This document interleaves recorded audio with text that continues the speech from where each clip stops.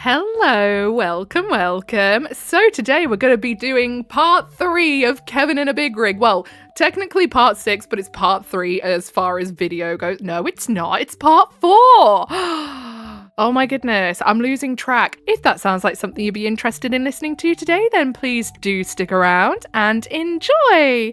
And don't forget to like and subscribe, please. Thank you. Okay, so this one's called Kevin in a Big Rig Part 6, Breakdown. Hello again, everyone, and welcome to another episode of Kevin in a Big Rig. The popularity of this series has grown by leaps and bounds over the last week and a half, and all I can say is, wow. I can scarcely believe the amount of support and encouragement I've received from all of you, and I can't begin to tell what it means to me. The only downside I've encountered is that I have to take extra care so these stories don't completely suck. And with that, let's get on with Kevin in a Big Rig Part 6, Breakdown. Backstory: this story takes place about a week after the events of Part 5. FK and I made our delivery in Salt Lake City without incident and took another north to Seattle, WA. We had picked up another load that was bound for the East Coast when yet another disaster struck.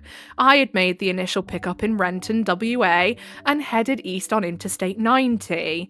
Since I had driven half the night before the pickup and into mid-morning, my drive time for the day expired around Tanner, WA, and FK and I switched out. Ahead of us lay barren and mountainous terrain and nearly 3,000 miles of highway across the northern states of the lower 48. Goodness me, that's crazy. Combine that with the ever-threatening winter storms, FK's horrible driving skills, and a dwindling supply of tolerance on my part, I was beginning to wonder if FK would kill us both before I could get rid of him. Yeah, I think I'd be worried about that too at this point. Don't forget to go back and check out the last 3 videos, by the way, which give more of the FK story. Definitely not something you want to miss. Go back to that and then come back here if you've not listened to them yet. At the end of my drive shifts each day, I had been religiously copying the information from the notes that I had taken into an email on my phone. I addressed it to my fleet manager and the company safety director. Using my most professional and courteous language, I outlined everything I had witnessed over the past 2.5 months. I had reached the point where I didn't want revenge or compensation, or even demand he be fired. I just wanted to get away from him. But in order to do that, I needed a valid reason so management would be convinced. One reason? How about 100? FK took over and proceeded east along Interstate 90 towards Idaho. As was my habit by this point, I rode shotgun upon first leaving out at first. I'm still in the jump seat when we reach Snoqualmie Pass. Oh, definitely got that right. In my opinion, there are 3 critical skills that all drivers must learn if they want to last long enough in the industry to make any real money: navigation, backing up with a trailer, and going down a long, steep mountain grade fully loaded. Going up a mountain might be slow and arduous. Going down can quickly turn deadly. Oh yeah, I suppose, with the momentum and all that and the weight. If a driver doesn't fully control the speed during the descent, he will find himself behind the wheel of a runaway death machine. To make the situation more difficult, the brakes of the truck can overheat and completely fail if overused, making the loss of control inevitable. If you've ever driven through mountains and seen runaway truck ramps, that's exactly what they are for. A pre-selected crash scene. Do you know, I do actually know about these, and I don't know why. I'm not sure why I have this information, but it must have been from watching some late night documentary trying to get myself to sleep. And I have seen these runaway truck ramps before, and actually knew what they were for. Weird. Very weird, considering I don't even drive. Most trucks now have a feature called engine brakes, more commonly known to truck drivers as Jake brakes. Unlike the typical wheel brakes, engine brakes cause the truck to slow down by restricting airflow in the engine. This causes the engine to add resistance in the drivetrain and serve as a sort of drogue chute. Also, unlike wheel brakes, engine brakes will not overheat or fail from overuse. When used properly, they can make going down a mountain grade far more efficient and safe. The use of engine brakes also happens to be one of the issues FK and I disagreed upon. What a surprise. While I had been promptly instructed by my trainer on how to use the engine brakes effectively, FK was adamantly opposed to them. He wasn't shy about voicing his disapproval of my using them, but there was very little he could do about it. Why though? Why is he opposed to something that is a very practical safety feature, and it would not be there if not needed? His opinion wasn't due to some rational reason, it was simply because the company safety department said so. During post-training orientation, the course presenters often made a major issue about how engine brakes weren't that useful and that they wish they didn't come with trucks. Okay. I later learned that these presenters were drivers who mostly quit within 2 months. I learned from my trainer, a 30-year trucking veteran, flippin' heck, that engine brakes were a lifesaver. FK, being the sycophant he was, believed that anything the company higher up said was gospel truth. And there we were, myself, FK, a fully loaded truck, and the long steep decline of the, oh for God's sake, Snoqualmie Pass. Yes. Yep, I said to myself, I am definitely regretting my life choices right now, and I am definitely sounding like an idiot right now. I am so sorry, I have no idea how to pronounce that. I'm getting tripped up by so many spellings in these stories. FK starts down the pass. He was in top gear and the truck begins to accelerate rapidly. Since he's not using the engine brakes, the only way he can control the truck's speed without overusing the wheel brakes is to downshift. In order to do that, he must reduce speed. Shifting gears in a semi is a lot different than a regular car, since a truck's transmission will only go into gear if it and the engine are at the proper speed for the gear being selected. FK slams on the brakes, throwing everything in the cab that isn't tied down forward. He tries to downshift, but his timing is off. For a few heart-stopping seconds, the truck is essentially dropping down the side of a mountain in a free fall before FK manages to wrestle the truck into gear with another whiplash brake check and a grinding protest from the transmission. I think I would just be there seeing my whole entire life flash before my eyes. I'm a nervous passenger as it is. I could not cope with this. The engine revs up sharply as it fights against gravity and the excess speed for the gear.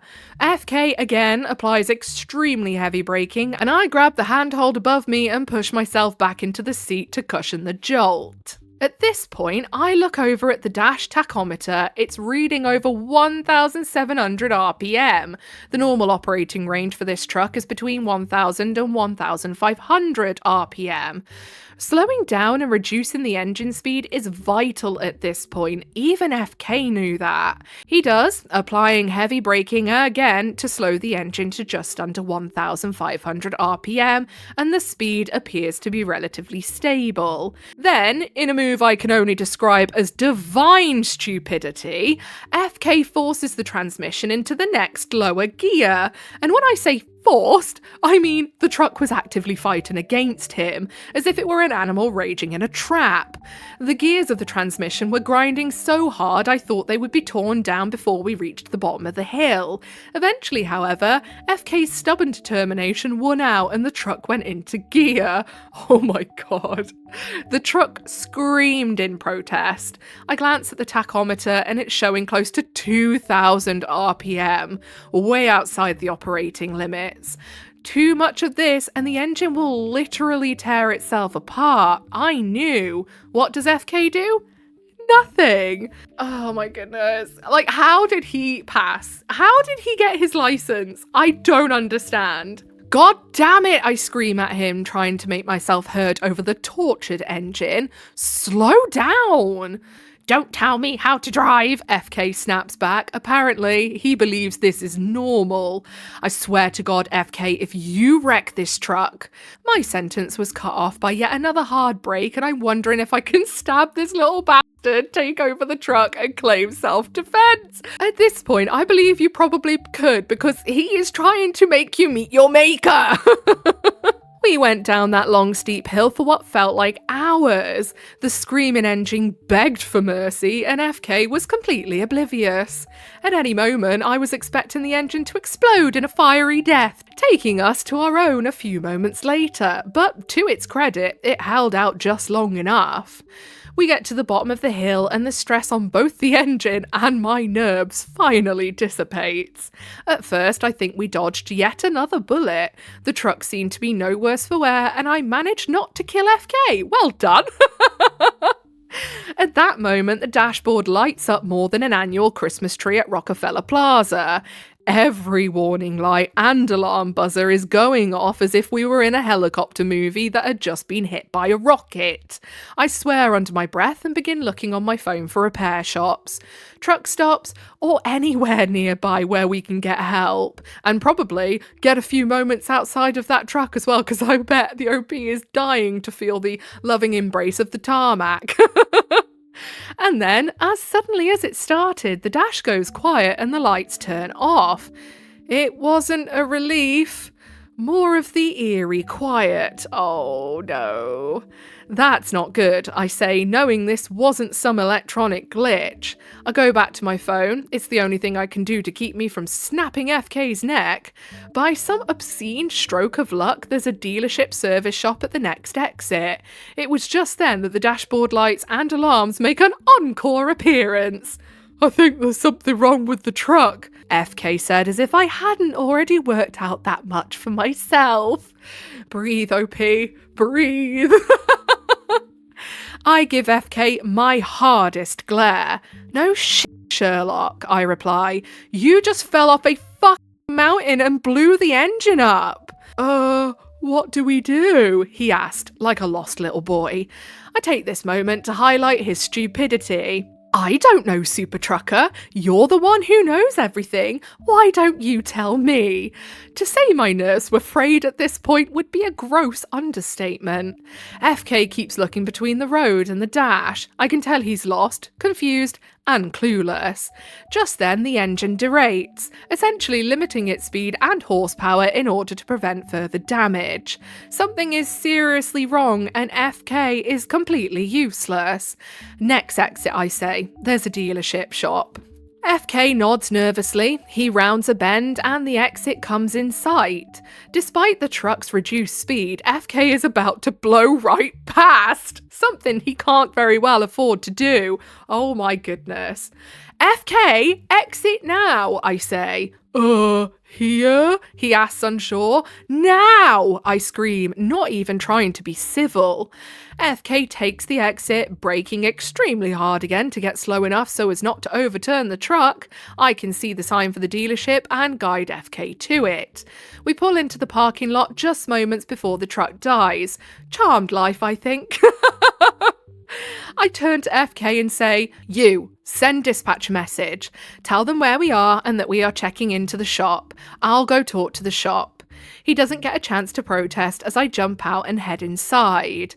The techs run a diagnostic and find a long list of fault codes. I have to coordinate between dispatch and the shop because the company maintenance overseer knew nothing about trucks and FK was completely useless, habit of a lifetime, hey, and find out that the truck will need to be in the shop overnight. They reluctantly agree to spring for a hotel room within walking distance and we go check in. FK and I spend about 3 days in that hotel while the truck is being repaired. FK, by the virtue of his short-term memory problems, has completely forgotten about how it was all his doing. He gave some speech about how dangerous engine brakes were, but I reminded him that he was the one who was driving when the truck broke down. He tried to pass the blame, but it didn't matter. I had a more important task to focus on. If you ever needed or wanted to know how to make a rigid corporate structure to act in your favour, you might want to take notes. I had been gathering evidence against FK for about 2 weeks before we broke down. In these 2 weeks, I had been able to gather enough problems against him that would make a district attorney green with envy. I divided my time between copying my notes to email and jotting down new items as they cropped up. It was tedious, as the list never seemed to go down, but eventually the email was ready. The only question that remained was who exactly would get the email. Normally, I would simply email my fleet manager like one would a supervisor. The problem was, such a major issue would need nearly every department in the loop. The only problem was that the company was strictly compartmentalized and often territorial. It wasn't uncommon to get messages from 3 or 4 department heads for one minor infraction. For example, when I had to request fuel in Indiana, I had to explain why to the route planning manager, fleet fuel controller, and the planning department, in addition to my supervisory fleet manager. Not only was this incredibly ineffective and annoying, it did provide insight into how the system could be manipulated. For all its segmented nature, there was one department that had had full authority over any other. That was the safety department. Since every trucking company must take safety seriously, the safety managers are taken very seriously.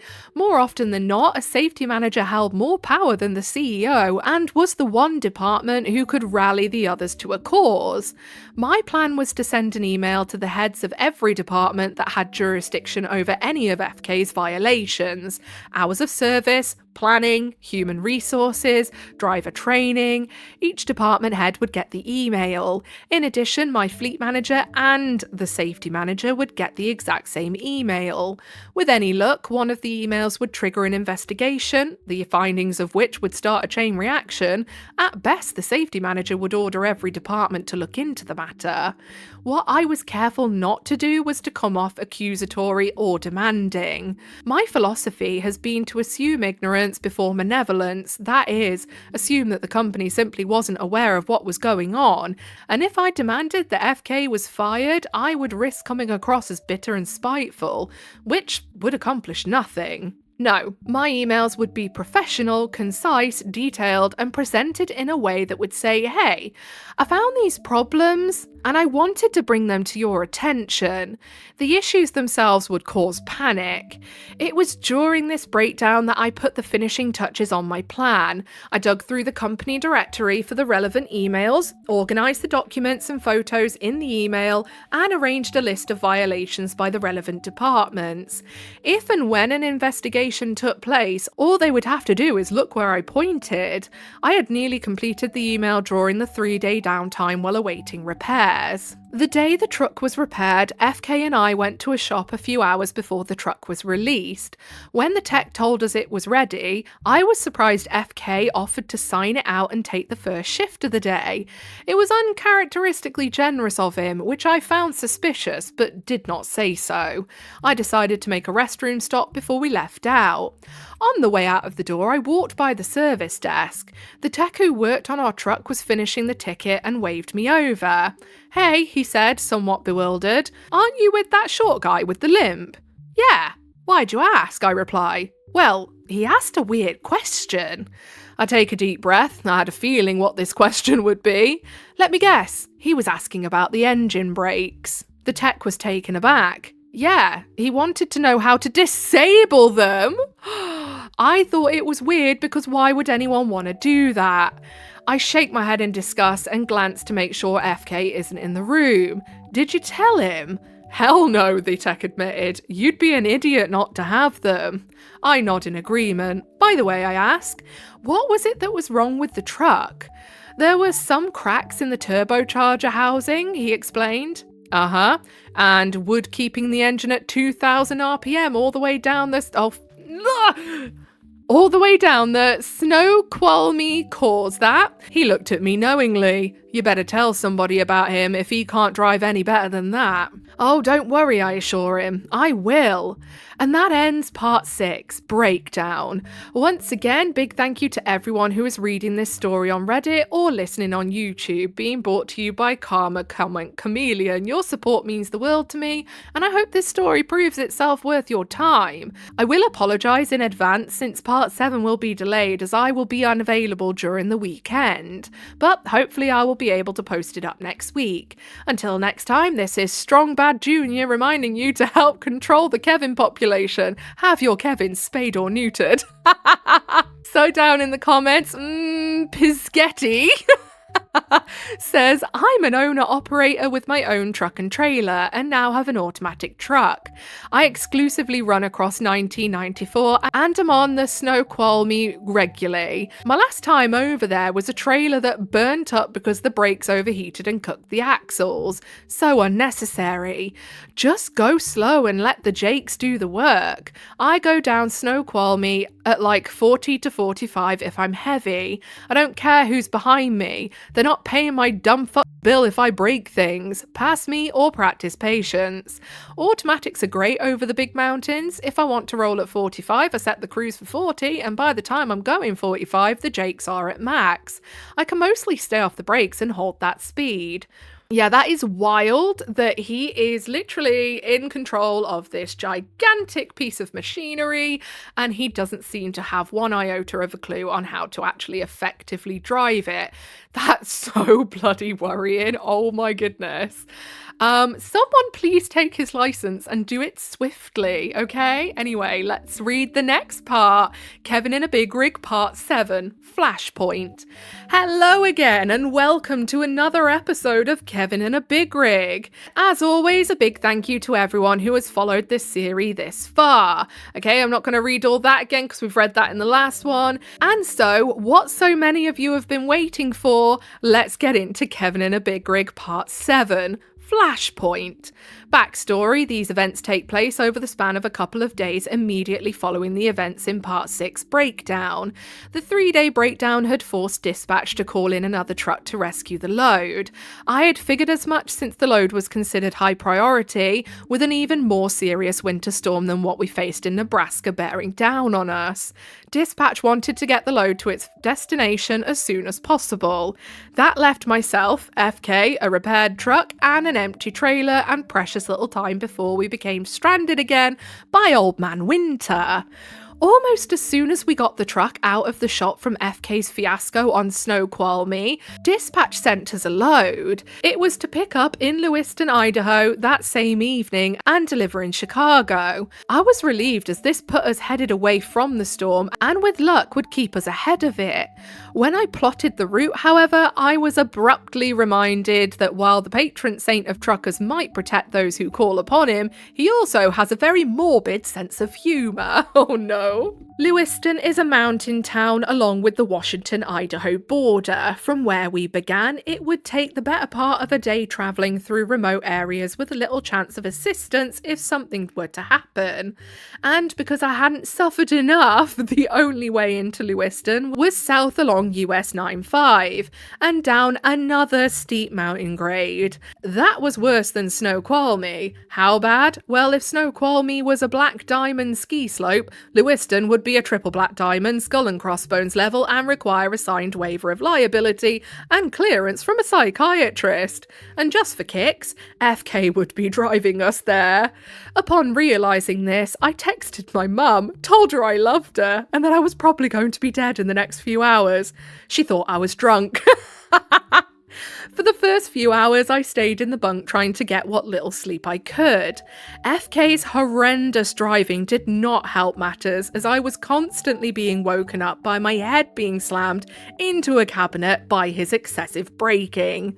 I finally had to use my jacket as a makeshift cushion and keep my head from suffering a concussion. The truck drove on and on and on. Sleep when it came was fitful and fleeting. The jarring of the brakes and the whine of the over-revving steam-rolling engine foretold of an impending fate so terrifying as to make Edgar Allan Poe wet the bed and Stephen King buy a nightlight. As the sky grew dark and the cold air began to bite, I decided I had slept as much as I could, pulled on my boots, and went up front. I looked out the windshield and saw what I had been dreading, the warning sign for the steep drop into the Lewiston.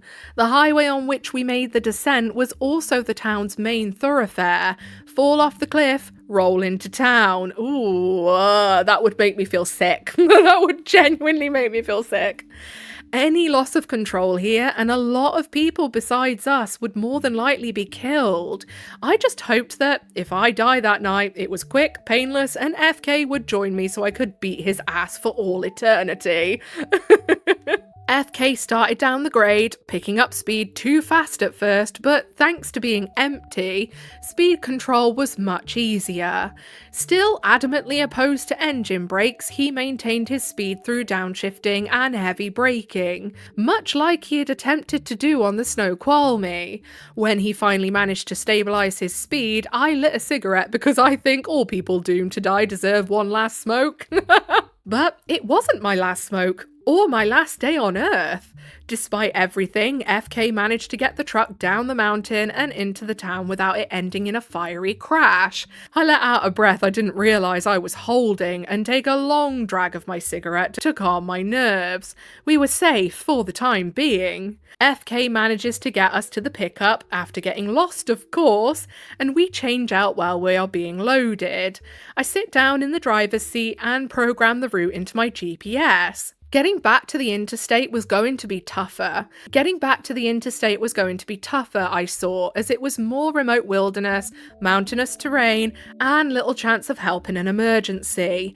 Adding to the difficulty was the fact that the storm we were desperately trying to outrun was catching up to us. Fortunately, it wasn't long before we got fully loaded and headed to a local truck stop to top off the tank, since it was nearly 150 miles to the nearest truck stop. I refuel the truck while FK goes inside the store. After several minutes, both fuel tanks filled and FK still inside doing God knows what, I pull the truck out of the fuel pumps and pull around to the parking area. I dash inside, grab some food, drinks and smokes, and come back to the truck to find FK still isn't back yet. I began to fantasize about what's keeping him. Stroke? Brain aneurysm? Abducted by aliens? They do tend to take the dumbest people after all. But alas, the hope was fleeting, as I soon see him hobbling his way across the parking lot towards the truck, carrying a plastic bag and looking like a hobo about to ask for $1. FK opens the passenger door and climbs inside. "Hey, motherfucker," he yelled angrily. "Why'd you move the truck?" I point at the "all trucks proceed to parking when fueling's complete" signs hanging near the diesel pumps. "Because I can read, dickhead," I reply. "You know I have a bad leg. It hurts to walk that far. Do that again and I'll kick your ass," he threatens weakly. If you recall in part 2, I mentioned I was at least 1 foot taller and 100 pounds heavier than FK, so his threat was more comical than menacing. "Oh really?" I reply. "You wouldn't lift a foot above my knees before I rip that leg off and beat you to death with it. Sit down and shut the up." He mumbled something, but I didn't hear him as I released the brakes and pulled out of the parking lot. The climb up the mountain was slow and painstaking. Snow was just starting to fall, but not yet heavy enough to be a serious concern. FK, riding shotgun, was grumbling about his leg, the cold weather, and whatever else he felt like complaining about. I get to the top of the hill and press on, trying like hell to stay in front of the storm. FK remained up front, though he had moved past griping and on to bragging about his future plans. Apparently, he had high aspirations for his trucking career. I would be rethinking those aspirations if I were him. In a few months, he was going to become a lead driver, the title the company gave to driver trainers, and work his students like racial slur. His words, not mine. Ew, he sounds like an actually just awful shit person, really, doesn't he? He also planned on becoming an independent contractor by leasing a truck through the company and making a lot more money. This would also allow him to run a little side business, and his nephew, who according to FK was some major player in prison chapter of the Aryan Brotherhood, I have no idea what that is, he claimed his nephew could set him up running contraband out of Mexico, and he's bragging about all this to someone who doesn't like him. Like, surely in his head he'd go, oh, maybe I shouldn't brag about that to someone who clearly doesn't like me because they would grasp me in? I don't know. I paid very little attention to him as I am more concerned about the winter storm that is almost on top of us. We start going down a hill, nothing serious, but enough that I take my foot off the accelerator. I never trust cruise control in a semi. This causes the engine brakes to engage, and on cue, FK takes it personally. If you were my student, he said, trying to sound pretentious, I'd fail you for that. What the fuck ever, man. At least I can go 5 minutes without getting lost, I reply, not missing a beat. Don't use those things on my truck, he demands. I'm not, dumbass, I shoot back. This is the company truck, remember? Just then we start down another hill. This one a bit longer but not overly steep. Again, I release the accelerator and the engine brakes re-engage. This was apparently the last straw for FK. He reaches down, unbuckles his seatbelt and reaches over towards the steering wheel. What are you doing, FK? Get back in your seat! The activation button for the engine brakes is on the right side of the steering wheel. I see his hand and slap it away. Cut it out, dickhead, I tell him. He tries again, this time getting out the seat and towering over me while reaching for the engine brake button. This is extremely dangerous as it's dark, we're on a narrow road, and visibility is reduced because of the snow. I mean, in the middle of a nice shiny bright day, that would be extremely dangerous. Don't mess with the wheel when someone else is driving. What is wrong with him? I don't have the luxury of handling this diplomatically, so I grab him by the shirt with my right hand and literally throw him back into the passenger seat, hard enough that his head bounces off the window. If you ever pull a stunt like that again, I tell him, I will break every bone in your body and leave you to the buzzards. You're not a lead driver, and this is not your truck. Sit down and buckle up and shut up. FK obviously hadn't expected that reaction. Apparently he was living in a fantasy universe where he was the trainer and I was the student. I suppose that knock to the head was enough to bring him back to reality, or as close as he could get, since he buckled his seatbelt and went about copying the company route to his precious notebook. A couple of hours pass in silence, the snow begins to fall heavier and accumulate on the ground and stick to the road. The wind had begun to pick up and was rocking the truck side to side. It felt like an eternity since we had seen the last town, car, or even abandoned building. I had just started to begin thinking that maybe we hadn't survived the downgrade into Lewiston and this was my own personal hell, when, far in the distance, I see the lights of a town. I check the GPS and sure enough, it's exactly where we are to rejoin Interstate 90. I was less excited about being on the interstate as I was about the prospect of finding shelter from the approaching storm. As we make our way through the town, I keep my eyes peeled for a truck stop, Walmart, gas station, anything that might offer a safe harbour for the night. But to my increasing dismay, nothing. To make matters worse, the town appeared to be deserted. Even the 24-hour convenience stores were dark and empty. Suddenly, a few miles before reaching the interchange, a message comes across the computer. FK takes the computer and reads it. It's a weather alert, he says. It says we have to shut down. Of course, I say, still looking for somewhere to park and finding nothing. Keeping outside for a truck parking spot. We get closer to the interstate and find nothing. Even the gas stations with truck diesel lanes are clearly posted no truck parking. My only alternative is to get back on the interstate and keep going until I find somewhere to shut down. I'll admit, this is the last thing I wanted to do, but my hands were tied. FK, however, simply could not understand the situation. Of course he couldn't. Why break the habit of a lifetime? Why are you getting on the interstate? He asked. Safety told us to shut down. Yeah, but there's nowhere to shut down, I reply. You have to stop, he insists. Safety will write you up. Where? On the side of City Highway? You really think that's a good idea, jackass? Looking back, I now see how ironic this question was. FK gave up. Apparently being thrown bodily against a window one-handed takes away your nerve. Well, if safety says anything, it's on you, he says. I'm fine with that, and I'll tell them the same thing I'm telling you. You can't just stop in the middle of the road.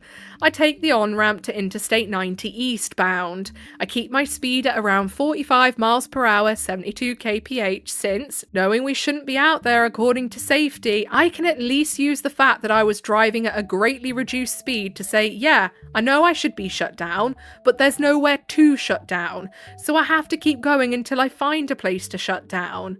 I plod along the Interstate 90 through the Idaho Panhandle and find nowhere to park. The truck computer is going crazy, dinging every few minutes with messages wanting to know why we are travelling through a shutdown area. I can't send any reply since I'm driving, and FK is content to let me deal with it. I drive well into Montana before I see Salvation, a truck safety rest area. It's little more than a super wide shoulder on the side of the highway, but it's reasonably safe, legal for us to use, and more importantly, it has enough room for us to get into. I guide the truck into a parking spot, shut off the headlights, and pick up the computer. I put myself off duty and go about responding to the messages. All but one are automated messages about the shutdown notice and the fact we are operating in one. The one non-automated message is from the night dispatcher. You are operating inside of a shutdown area. Please shut down as soon as possible, the message asked. What the hell did you think I was planning, dickhead? I say to the screen. I reply, could not find safe and legal parking spot when alert received, was forced to continue on until a safe and legal parking area could be found. We are now shut down. Intentionally used the word safe and legal in my reply because, according to the company's own driver handbook, a truck that receives a weather shutdown notice must find a safe and legal place to shut down until the notice is lifted. That was their own policy verbatim. I was just following it. Safe and legal. I decided to go back to the bunk and sleep. It was pretty obvious we were going nowhere until the morning at least. The next morning, I am awakened by the sound of the truck's brakes releasing. I jump out of my bunk and check the computer. Safety had released the truck down and implemented a 45-mile-per-hour limit for the area. FK took it upon himself to take the first shift, so I crawled back into the bunk. A couple of hours later, I'm awoken by my phone ringing. I check it. Unknown number, but the area code matches the company headquarters, so I answer. Hello, I answer. Hi, is this OP? Driver ID 9876? Replied the voice. Yeah? This is Ken, not real name, from Safety. This call is being recorded. We had a report that you willfully violated a mandatory shutdown area last night. Son of a bitch. FK tried to turn me into Safety after the stunt he pulled with the engine brakes. Well, Ken, I reply, I suppose that depends on your definition of violated. Did you continue to drive after receiving a notice of the shutdown? Yeah, I answered truthfully. Can you explain why? Well, Ken, if you refer to the company driver handbook, such and such page, such and such paragraph, you will see that it clearly states that, and I quote, upon receiving a shutdown alert, the driver must park the truck as soon as it is safe and legal to do so. End quote. Now, as I told the night dispatcher, I was not in an area that provided safe and legal parking, and therefore was forced to continue on until safe and legal parking could be found. However, I was well aware of the dangerous road and weather conditions and elected to proceed at a speed no faster than 45 miles per hour, and shut down at the nearest safe and legal place available. For a moment, Ken was quiet, but I heard the telltale tapping of computer keys through the phone. I see. Well, looking at your route, I see that there was very little in the way of parking or facilities. No shit, Sherlock, I think to myself. That was my assessment of the situation as well, I confirm. Well, he continued, we received this report from an anonymous phone call and we had to follow it up. Anonymous my ass. Am I being written up for this? Not at this time since, as you say, you were trying to get to a safe and legal parking area. We may look into this matter further at a later time, however, I would like to stress that you take care in the future. I manage to hide my rage when I respond, "Always do, thanks," and hang up. For a moment, I stared at the bunk ceiling in furious disbelief. Anonymous phone call? Yeah, that was bullshit, since there was only one person who knew I had driven at that time who would have made a phone call. FK, the rat-fink bastard, had tried to grass me up on the sly. Only he made one critical mistake. He underestimated me. I knew the safety policy apparently better than the safety department themselves, and I had probably saved my job and career by doing so. No doubt the little thought he won by his little ass-kissing exhibition, and he would no doubt try again when he realised it didn't work. But he wouldn't get that chance. Oh no. Run game on me, little man, and I'll show you how it's played. I open my phone's email app and go to the saved email draft that I had been preparing for so long. I attach the photos of the computer logs, double check for missing issues, add in about the incident where he tried to grab the steering wheel while I was driving, and plug in the email addresses of the relevant department heads. I also make one addition to the end of the email, letting them know that, seeing as how the issue was habitual and ongoing, I would continue to provide daily updates via email on FK's infractions and unsafe actions. Why email, you wonder? Well, in the eyes of the law, an email is considered an official document. By using email, I could use it as proof that I communicated the issue to the company. If the situation progressed to the point where legal action became necessary, the emails could be used as evidence that the company was made aware of the issue but did nothing. That is negligence. I knew it, and they should know it too. I thought. Well, they claim to put safety first, so let's see. I give the email a final once over. It's ready, I think. I move my thumb up to send icon and freeze. For a moment, a tiny voice of doubt pipes up. Is this the right thing to do? You could put yourself in the firing line with this. Even if you pull it off, you could ruin FK's life. Is what he did so bad to really be worth that? For a moment, I almost consider not going through with it. Just ask for a new co-driver, and that thought was interrupted by my forehead banging off the cabinet. Again, FK and his poor driving. Never mind, I tell myself decisively. Fuck this asshole, and hit send. There was the slightest bit of regret when I saw the status of the email change from sending to sent. Oh well, too late now. No turning back. The missiles were in the air. Nothing left to do but wait. And that concludes part 7. Flashpoint. As always, I want to thank each and every one of you for all your kind support and encouragements over the past couple weeks. It means more to me than you will ever know. Oh, at that point, I would just be like begging the ether to get me a different co-driver. Because, oh my goodness, like, OP making it home alive will be a miracle at this point, I think. Oh, my life. So down in the comments, Team Chaos says, dying to know how the email was received by all these people. Also, he would have killed someone with the company's truck within a year. I imagine, so no regrets about reporting someone who is not suited for that line of work. Exactly. At that point, he's shown himself not just incompetent, but willingly incompetent. Like, he's doing things that he knows he shouldn't be doing. Just because he wants to do it his way, or the way some of the uppers think it should be done, you know, the uppers that don't even drive the trucks anymore. So, yeah, he is stupid, and I hope OP makes it out completely unscathed, because my goodness, crazy. Anyway, I think that's where we're going to leave it for today. My life, I've been recording for 50 minutes for this one. I hope it doesn't end up that long once I've whittled it down with all the taking breaks for breathing. And also reading things wrong and then having to bloody read it again because apparently I have 0 brain cells today. If you made it all the way to the end with me, then I appreciate you very, very much. If you give a little like, subscribe, notifications on, that is your initiation into the Coven of Void. Welcome. Don't forget to leave an offering of a comment for Big Al. Let me know what you think of all this craziness, because my goodness, my brain is fried. whatever it is you're doing for the day, I hope you have a really good rest of the day. Goodbye.